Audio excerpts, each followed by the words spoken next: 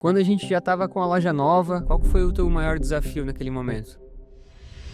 Antes eu trabalhava com estoque, com dinheiro dos terceirizados, né? Capital de giro terceirizado, e depois tive que trabalhar com o meu próprio. E esse foi um dos grandes erros do meu negócio. Foi quando eu deixei de trabalhar com o capital dos outros e de vez eu pegar aquele dinheiro que eu tinha vendido à loja e investir e fazer um capital de giro, não, eu investi em outras coisas e não investi no capital de giro da minha marca.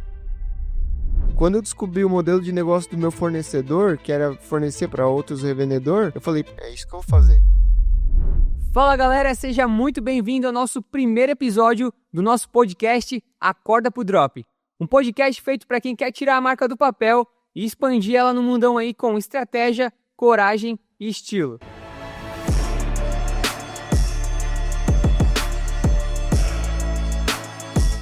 E hoje, galera, a gente vai conhecer o criador desse movimento. Um cara que trabalhou já de CLT, empacotador de supermercado, saiu do chão de fábrica e hoje é o dono de uma das maiores marcas de moda masculina, sportwear e streetwear. Uma mistura aí que deu super certo. Com vocês, Dienson Mafessoni, empresário, pai de família, um cara que é inspiração para mim. Hoje possui mais de 3 empresas e eu tenho certeza que vai agregar muito valor aí na vida de vocês. Obrigado, João. Obrigado pelas palavras. Com certeza, essa linda trajetória que a gente construiu aí com a Black Tide teve muita tua participação, cara. Já queria deixar claro aqui, né, para vocês que o João começou com a gente lá atrás, foi nosso primeiro funcionário, né? E desde sempre tá fazendo a empresa crescer.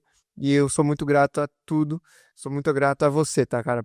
Pela pessoa que tu é e por tudo que tu faz pela empresa. Valeu, Então, valeu. antes de tudo, eu queria agradecer, né, pelo convite. E com certeza temos muito para agregar, tanto eu quanto o João, na sua marca, no seu e-commerce, para poder fazer você crescer e escalar a sua marca de verdade. Vamos junto, vamos para cima, vamos fazer acontecer. Jenson, vamos direto ao ponto. Como que tudo começou? Conta pra gente aí como é que foi a tua vida antes de empreender.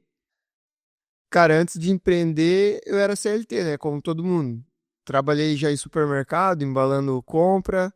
Já trabalhei também como eletricista. Trabalhei numa fábrica de baterias. Nossa, era horrível trabalhar na fábrica de bateria.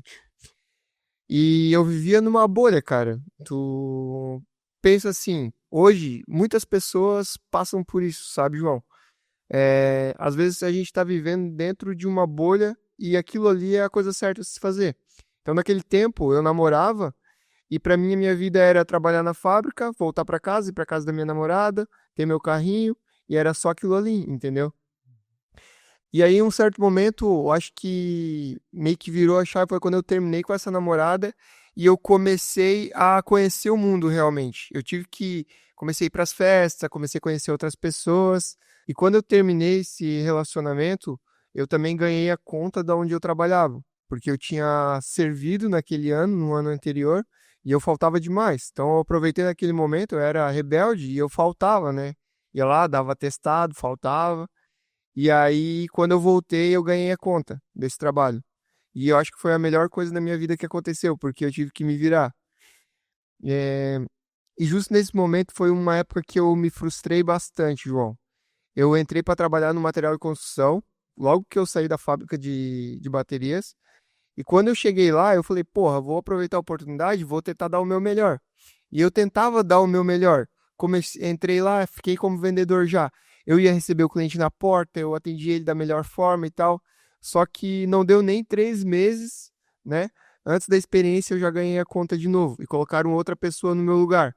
Ou seja, você não tem competência para ser um vendedor. Porra, aquilo me frustrou pra caramba. Sabe? Alguém te fala assim, porra, tu não é um bom vendedor, tu não vai ser, nunca vai ser um bom vendedor.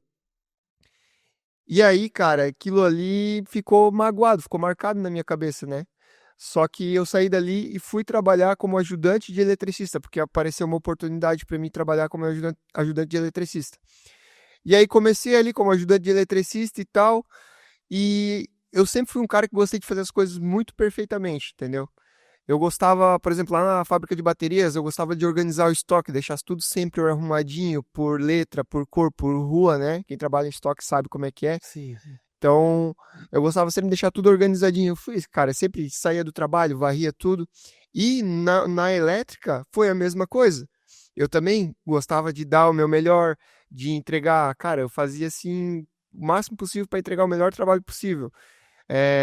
No final eu pegava, limpava, varria, gostava sempre de organização, gostava de ter minha própria maleta de ferramenta, e eu acho que isso me moldou muito, sabe? De sempre querer entregar o melhor, né?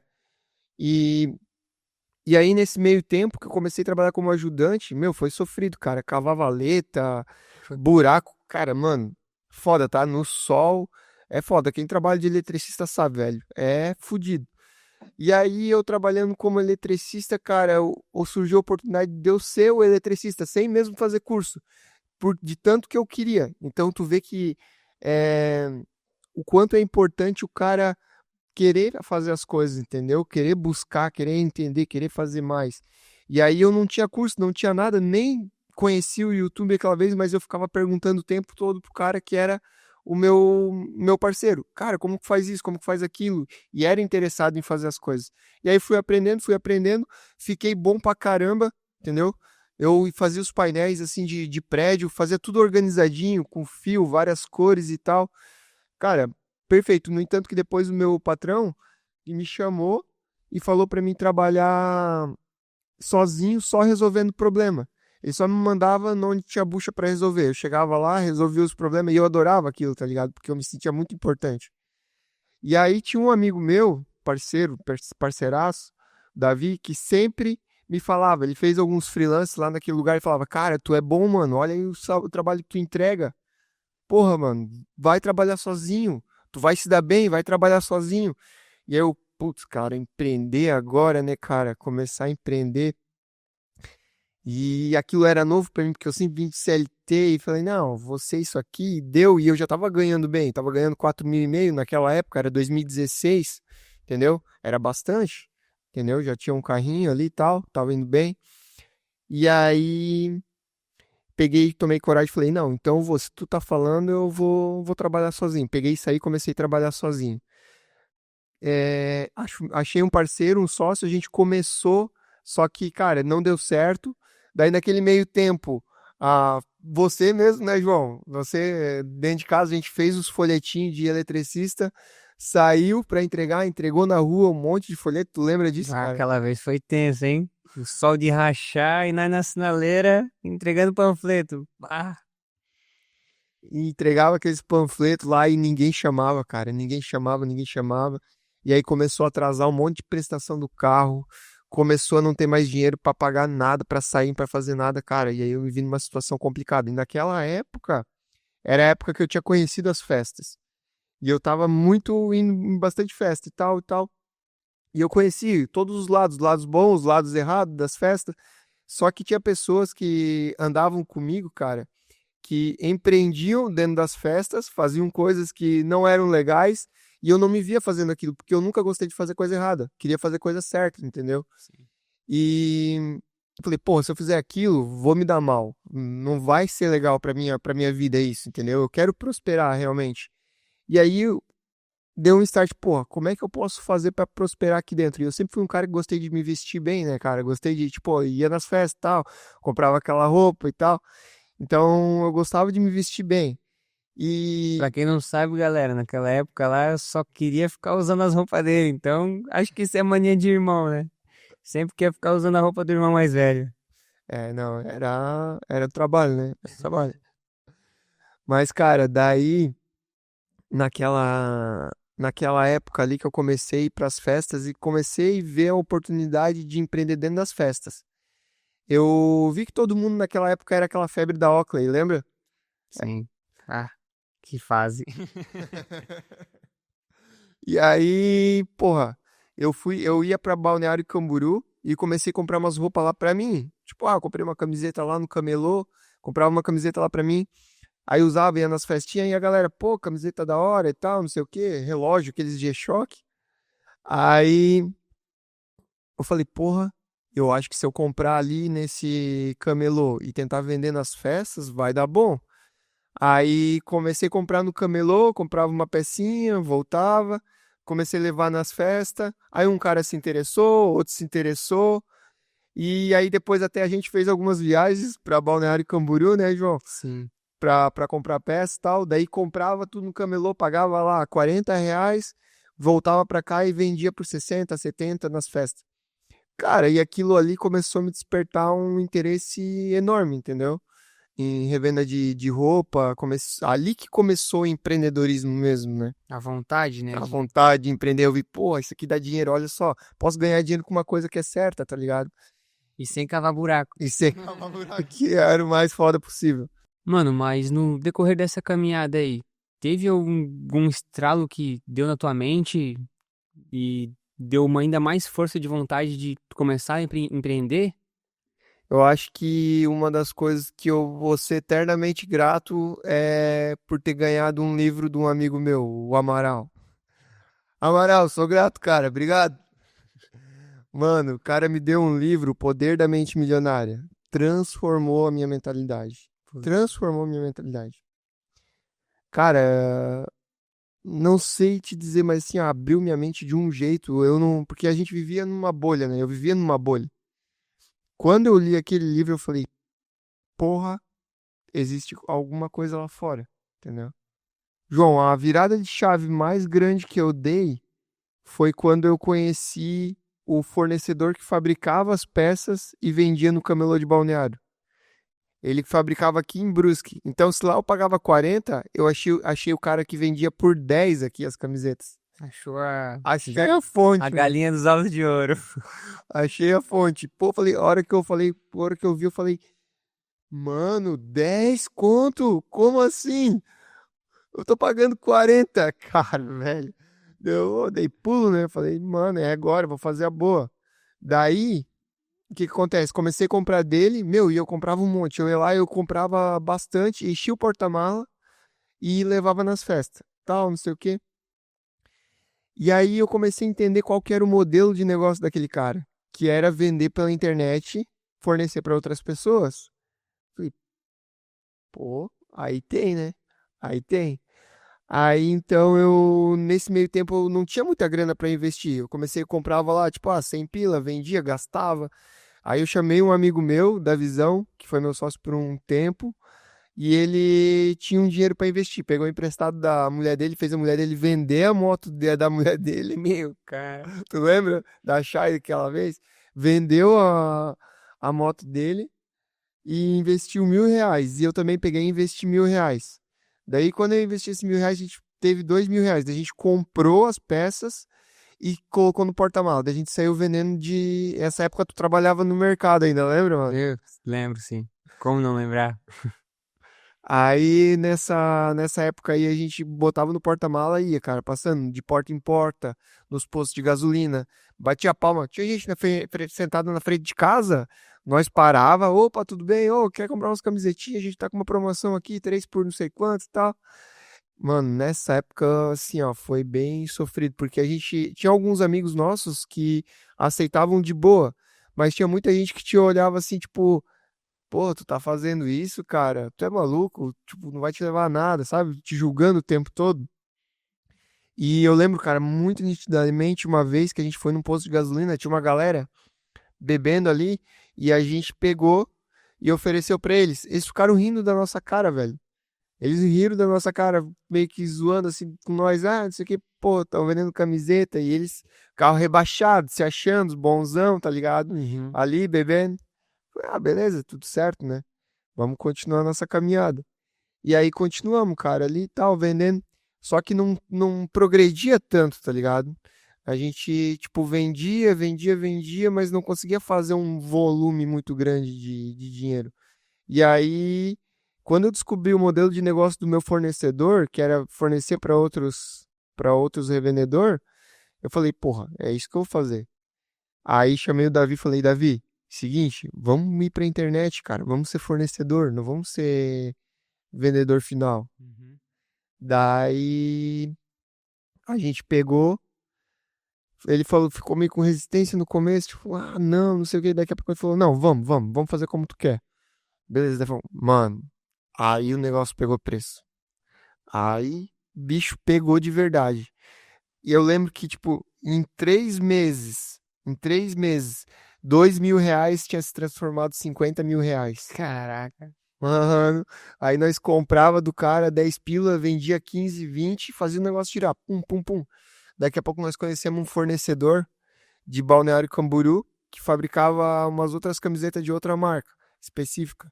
E aí eu não lembro como que a gente conheceu, acho que foi o Davi que conheceu ele e trouxe. Mas ele, cara, ele foi um cara que falou uma coisa que ficou na minha mente pro resto da minha vida. Eu sempre vou levar, entendeu? Que o que que é?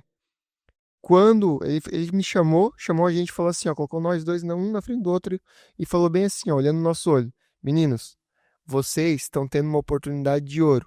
As oportunidades, elas passam que nem um cometa. Elas só passam uma vez na tua frente. Se vocês não pegar e agarrar essa oportunidade e aproveitar ela ao máximo, ela vai passar e outra pessoa vai pegar. Mano, aquilo ali ficou na minha mente de um jeito. E a partir daquele momento, cara, ó, até me arrepio. Mano, eu tô arrepiado.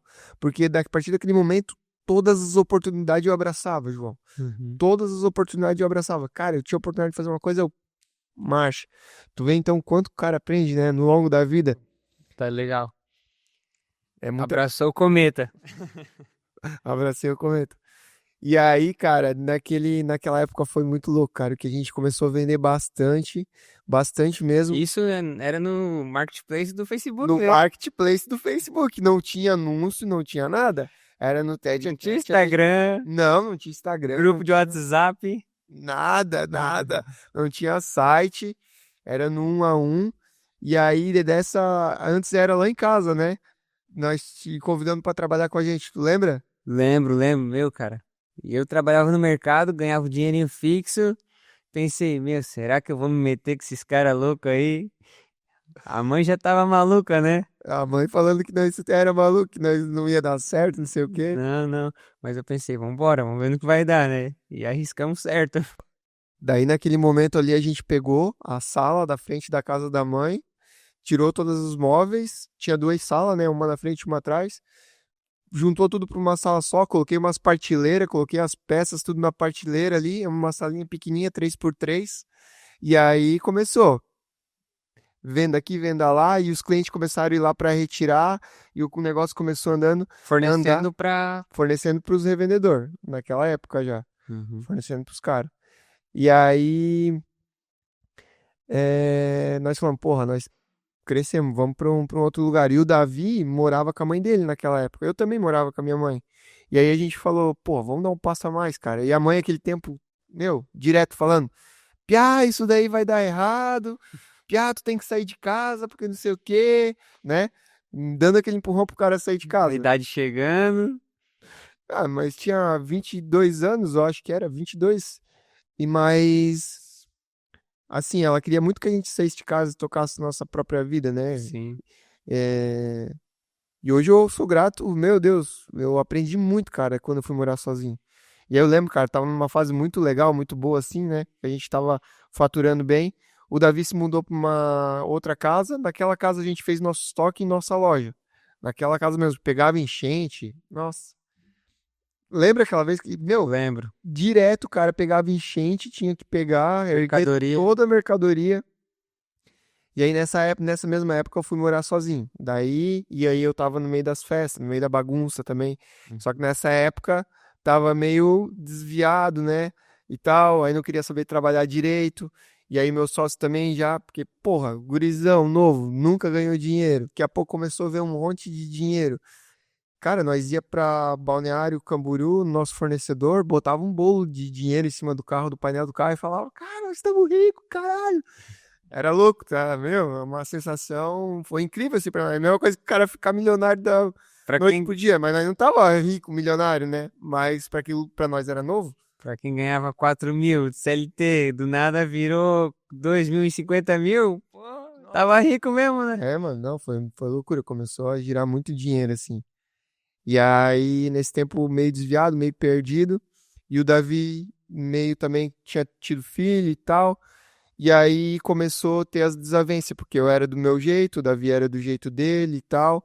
E desde lá de trás, quando a gente começou esse projeto, quando eu convidei ele, já a gente tinha conversado de começar uma loja de roupa, né? Uma marca ali, começar alguma coisa para conseguir fazer virar, né? Uhum. E aí eu sempre tive aquela vontade de ter minha marca própria, né? De construir e tal, minha marca, de fazer o negócio acontecer, porque, cara, eu não sei, cara, da onde que veio, mas essa vontade de ter a marca, ter a Black Tide, cara, eu sempre tive, sempre tava dentro de mim, entendeu?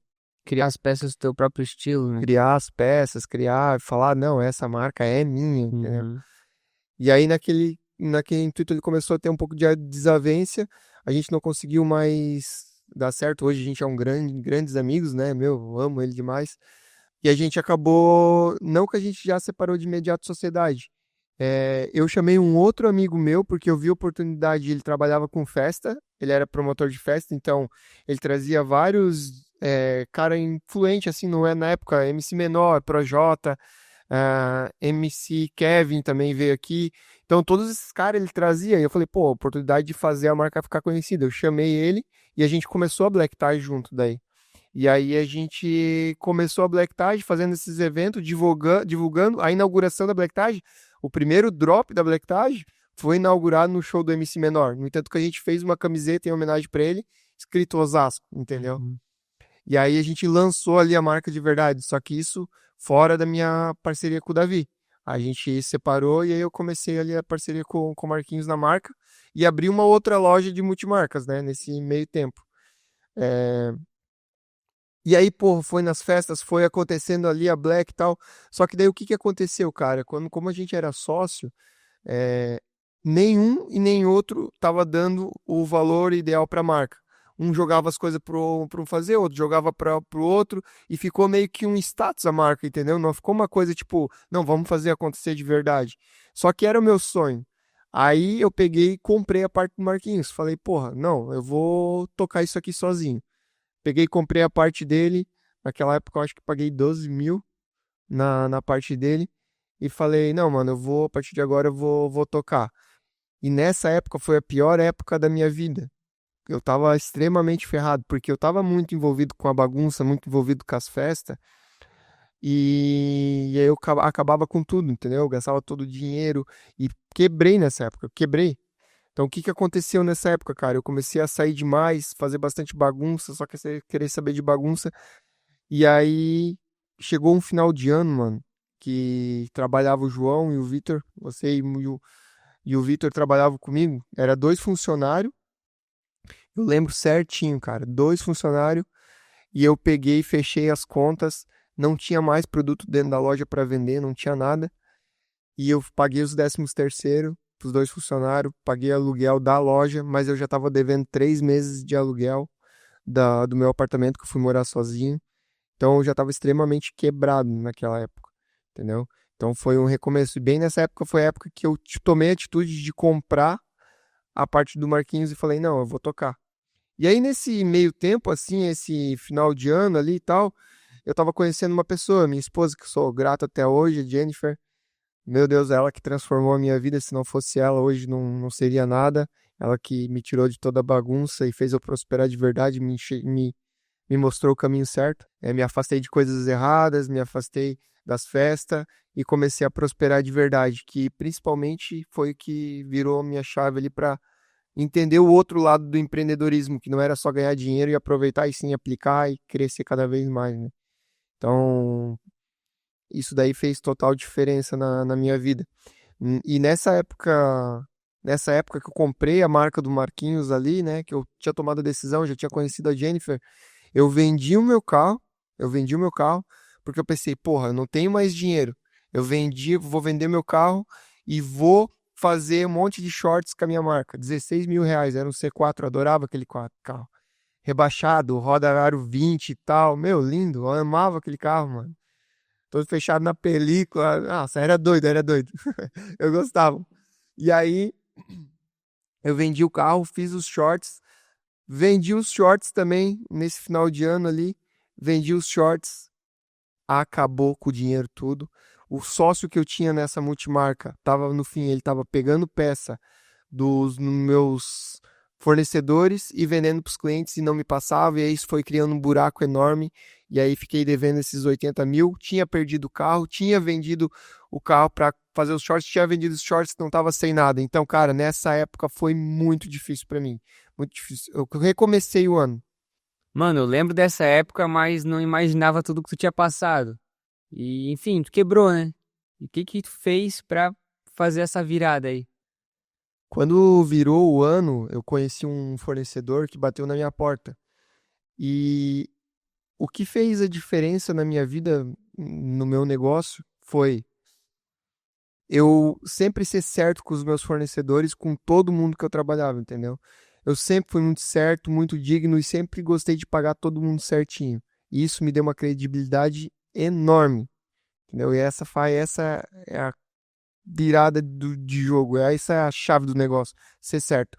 Porque eu nem conhecia esse fornecedor, mas como ele teve indicações de que eu era muito certo na cidade e eu era um cara bom, ele chegou até mim e falou assim: Ô Jenson, tu tá precisando de mercadoria? Eu vou trazer aqui pra ti. O que que tu precisa? E aí ele falou, eu falei, cara, eu preciso, me ajuda que eu consigo vender. E aí ele foi lá e trouxe, me colocou. Essa época eu já estava devendo mais de R$ 80.000 de fornecedor, não conseguia pagar. E esse outro cara pegou e mesmo assim, sabendo da minha situação, me forneceu mais de R$ 100.000 de mercadoria, colocou dentro da minha loja e falou assim: vai, eu confio em ti e trabalha. Tudo isso por causa da minha dignidade, porque eu tinha uma bagagem já naquele tempo que eu fiquei trabalhando sozinho, entendeu? Então, apesar de eu estar na loucura, nas festas, eu sempre fui digno e sempre fui certo. Isso fez diferença e faz diferença na vida da pessoa quando a pessoa tem um caráter, quando a pessoa é certa com os fornecedores, com as pessoas que trabalham com a gente, entendeu? Uhum. E aí, cara, nessa época aí, eu sei que comecei o ano, né? Então ele me deu essa ajuda, só que eu tava sem carro. Eu tava sem carro, tava fudido, sem carro. E aí, cara, eu lembro até hoje eu ia pra casa chorando, mano. Eu ia pra casa chorando. Às vezes, muitas das vezes eu fiquei usando o carro do João pra ir pra casa, emprestado o teu carro, mas eu ia pra casa chorando, caindo em prantos e em lágrima, andando a pé, com aluguel atrasado, com o aluguel da loja atrasado, devendo pra fornecedor que eu não tinha mais a mercadoria. Cara, eu ficava até 3, 4 horas da manhã, no outro dia eu tava lá pra trabalhar de novo, cara, e aí isso aí fez eu virar a chave, entendeu?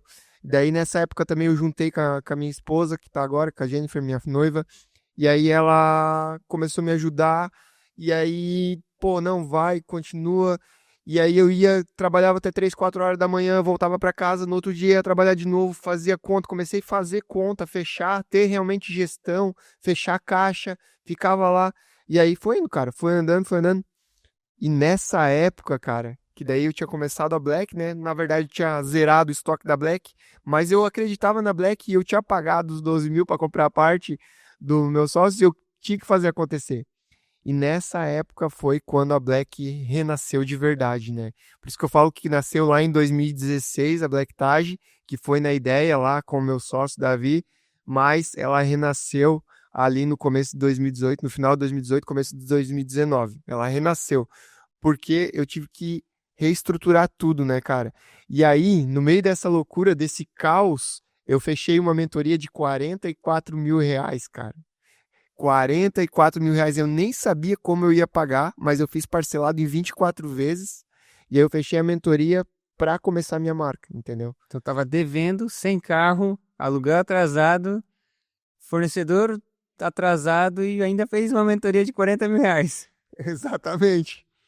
Exatamente, cara. Devendo aluguel atrasado, tudo e fechei a mentoria, porque eu acreditava na minha marca e acreditava no meu sonho, entendeu? E aí a pessoa que eu fechei naquela época tinha muito conhecimento, né? Eles eram bem conhecidos no YouTube e tal.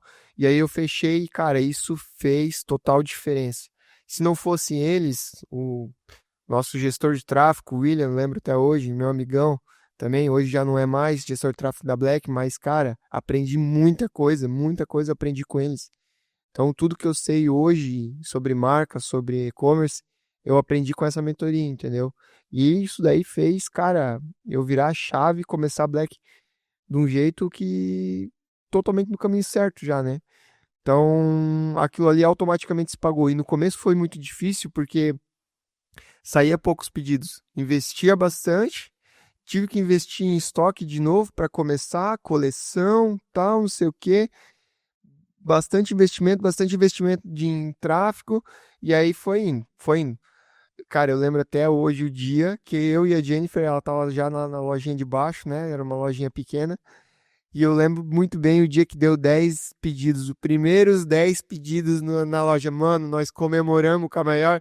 Olha, cara, mano, foi muito massa. Cara, eu me emociono porque foi os primeiros 10 pedidos que teve no mesmo dia da Black Tide. Falei, cara, tá acontecendo, mano, tá acontecendo. Olha aqui, ó, 10 pedidos, porra.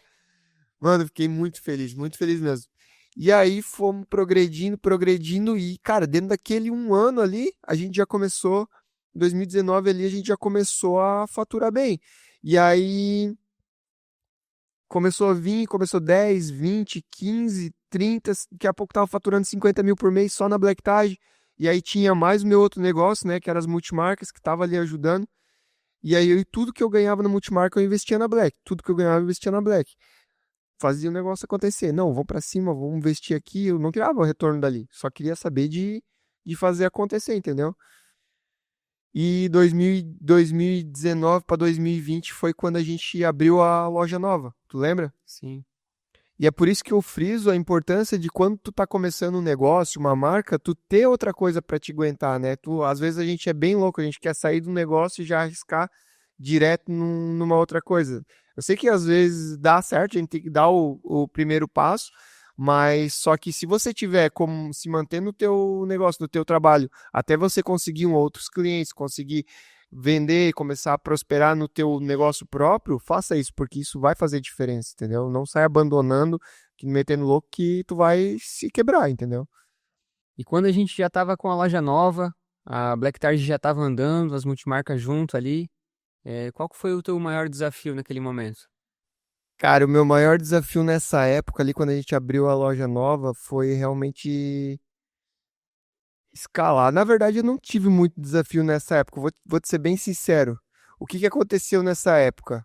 Essa época foi a época que estourou a pandemia, certo? Uhum. E a gente já estava começando a ter um faturamento, já estava faturando ali os seus primeiros 150, 200 mil na Black Tag, né? Já estava começando a andar.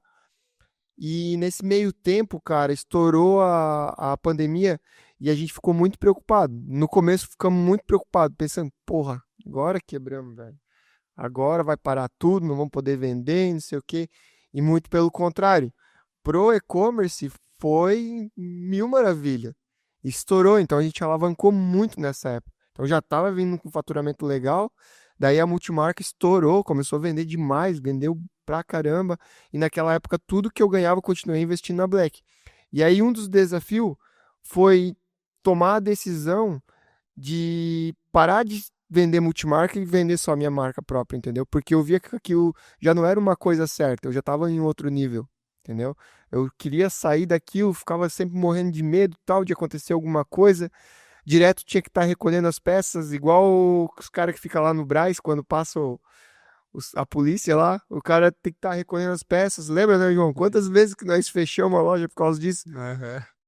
E aí aquilo ali não estava me deixando bem já, e conciliar as duas coisas, o atacado com a marca própria, já estava me deixando ruim, entendeu? Não estava conseguindo Focar. focar 100%, estava bem, bem difícil. E aí foi um momento assim de decisão, onde eu tive que decidir. Mas nesse meio tempo apareceu a oportunidade de vender a loja, né? Ela estava num hype, mas depois já começou a dar uma baixada. E aí eu fiquei preocupado e falei, porra, agora é o momento. Peguei e vendi a marca, repassei a loja multimarca, repassei para uma outra pessoa. Falei, é tudo ou nada. Agora eu tenho que fazer. E eu nem, nessa época eu era muito novato assim com parte de financeiro, com parte de gestão.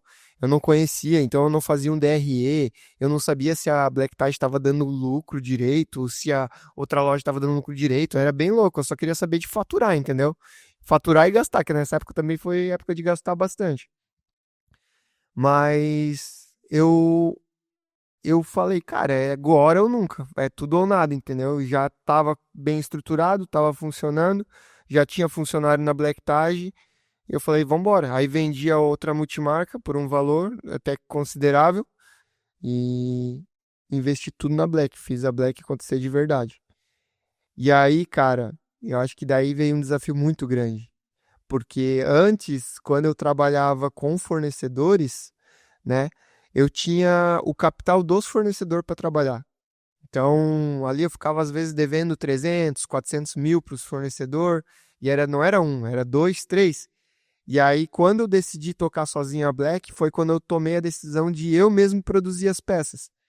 E aí, eu lembro que eu vendi a multimarca, paguei todos os fornecedores e me sobrou só 300 mil. E eu tava num empecilho assim, porra, eu boto isso aqui no meu caixa, mas eu nem sabia o que eu estava fazendo porque eu não fazia uma gestão direito. Eu boto isso aqui no meu caixa e isso aqui vai diluir, vou perder, ou eu invisto em alguma coisa. Daí, nesse meio tempo, eu abri a academia, botei o dinheiro lá e também investi no galpão, que é onde a gente está agora. Comecei a construir, comprar o terreno para o galpão para poder construir, né? Pagar as primeiras coisas. Então, essa foi uma das maiores dificuldades. Antes eu trabalhava com estoque, com dinheiro dos terceirizados, né? Capital de giro terceirizado, e depois tive que trabalhar com o meu próprio. E esse foi um dos grandes erros do meu negócio. Foi quando eu deixei de trabalhar com o capital dos outros e de vez eu pegar aquele dinheiro que eu tinha vendido à loja e investir e fazer um capital de giro, não, eu investi em outras coisas e não investi no capital de giro da minha marca. Eu sofri bastante depois que eu fiz isso daí. Então a gente passou por uma dificuldade enorme. A gente, cara, passou dias zerados, assim, de vender num dia, receber no outro, pagar todo mundo e ainda ficar devendo. Então foi muito foda, sabe? A gente passou por uma fase muito difícil, mas depois a gente conseguiu ir aumentando o faturamento, dando a volta por cima. Só que essa foi uma das piores coisas que eu fiz, foi uma das cagadas que eu fiz, assim, de não ter, trabalhar com capital de giro dos outros, né? Então, depois que eu aprendi a o como que é importante trabalhar com capital de giro dos outros, eu comecei a buscar outros fornecedores para mim tentar também trabalhar com o estoque do outro fornecedor, comprar a malha, fazer parcelado o máximo que eu conseguia, porque isso é o capital de giro que está fazendo. Então, eu tive que fazer o capital de giro nesse meio tempo. E aí a gente veio construindo a Black Tide nesse meio tempo e está crescendo cada vez mais, né? E ano passado a gente passou aí por um crescimento grande, a gente cresceu bastante. Chegou o final do ano, a gente estava indo muito bem. Janeiro e fevereiro foram meses difíceis, porque a gente errou em algumas partes, em algumas ofertas. Então, a gente está sempre aprendendo e sempre testando coisas novas, né? Então, a gente não é perfeito, a gente está sempre tentando aprimorar o máximo possível, mas eu acho que a Black Tide está crescendo cada ano, todo ano a gente cresce mais de 30%, e esse ano eu tenho certeza que vai ser um ano extraordinário. Agora, ultimamente, a gente está com uns resultados incríveis, não dá nem para acreditar, né, com o resultado que a gente está tendo. Tudo isso graças ao conhecimento que a gente voltou a buscar de novo, as mentorias, as conexões que a gente vem fazendo, e a gente está crescendo demais, né, João? É isso aí. Pô, cara, que história, né? Tinha coisas aí que tu falou que nem eu sabia, nem eu lembrava disso. Mas assim, ó, tem uma dúvida que eu acho que a galera tem aí de como que surgiu esse nome Black Target? De onde que veio essa ideia? Então, cara, o nome cara, eu acho que foi uma mensagem de Deus, cara, assim, esse nome, sabe? Porque sabe o que aconteceu? Vou te falar vou te falar bem certinho o que aconteceu. Nesse meio tempo ali que eu tava saindo, indo pras festas e tal, bem em 2016 ali, né?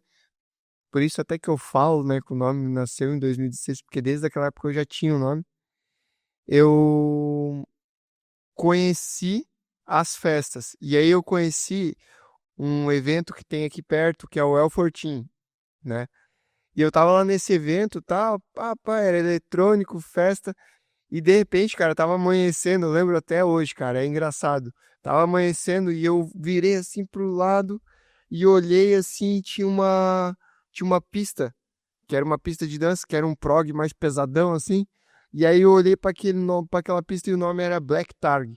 Aí eu falei, porra, mano, o nome da minha marca vai ser Black Targ. Um dia, só que era Black Targ, né, com J. E eu falei, cara, um dia eu vou criar uma marca e o nome vai ser esse. Beleza, daí se passou um tempo, tal, foi passando aquele tempo, aconteceu todas essas coisas que contei para vocês. E nessa época que eu tava sozinho, solteiro, eu conheci uma menina, comecei a namorar com ela por um tempo. E bem quando eu comecei a marca ali, tava pensando em começar, ela tinha uma loja. Inclusive, até hoje é um dos problemas que a gente tem na Black, que tem essa loja ainda, Black Targ, e o nome era Black Targ. Eu falei, cara, não pode ser. É pra ser esse daqui o nome da minha marca, porque eu tava naquela época de definir qual que ia ser o nome mesmo e tal. E aí eu falei, meu, mano, agora fechou, é esse o nome. Bateu com aquela vez de 2016 que eu tinha, e o nome ali parece que foi uma mensagem de Deus, tipo, ó, o nome é esse, tá ligado? Você tem que começar com esse nome.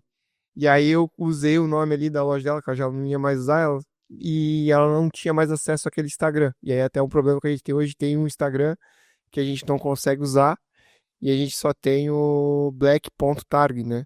Então, para seguir lá a nossa marca é black.targ.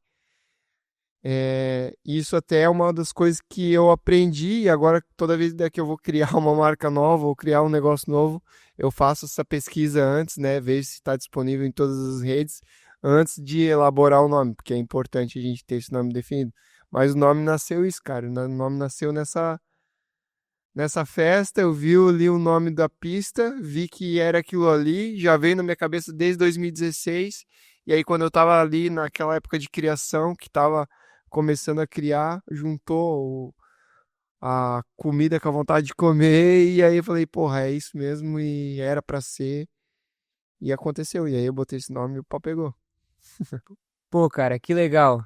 Muita gente pergunta, né, de onde que veio esse nome Black Target, então agora todo mundo tá sabendo de onde que veio. Mas e sobre o podcast, Acorda pro Drop? Por que que tu quis começar a criar esse podcast? De onde que veio essa ideia? Então, mano, nos últimos tempos, Deus tem conversado bastante comigo, sabe? Eu já tinha começado esse projeto lá atrás e eu acabei abandonando. Mas eu entreguei minha vida para Deus recentemente e ele conversou bastante comigo, falou que eu tinha que transbordar na vida das pessoas. E o único jeito de eu transbordar é eu transmitir o meu conhecimento para essa galera que não precisa passar por todas as coisas que eu passei, entendeu? Não precisa errar tudo que eu errei e pode prosperar com muito mais velocidade, com assertividade. Então, esse é o propósito do podcast, né? Esse é o propósito do meu conteúdo que eu estou disponibilizando agora, que é para poder fazer a galera prosperar de verdade e fazer a galera tirar do papel o sonho delas, botar para frente e fazer acontecer de verdade. Meus amigos, que aula, hein? Última pergunta, Jenson. Qual o conselho que você daria para quem está ouvindo esse podcast agora e que está querendo começar uma marca nesse momento?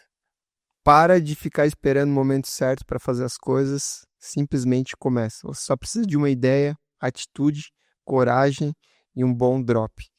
Dá o primeiro passo, que o resto vai vir com o tempo. É isso, galera. Fechamos com chave de ouro. Se você curtiu esse podcast, já se inscreve no nosso canal e envia para aquele teu amigo que precisa acordar para a vida. E vem com a gente. Aqui vai ter conteúdo de verdade, dica prática e muito papo reto. Até a próxima.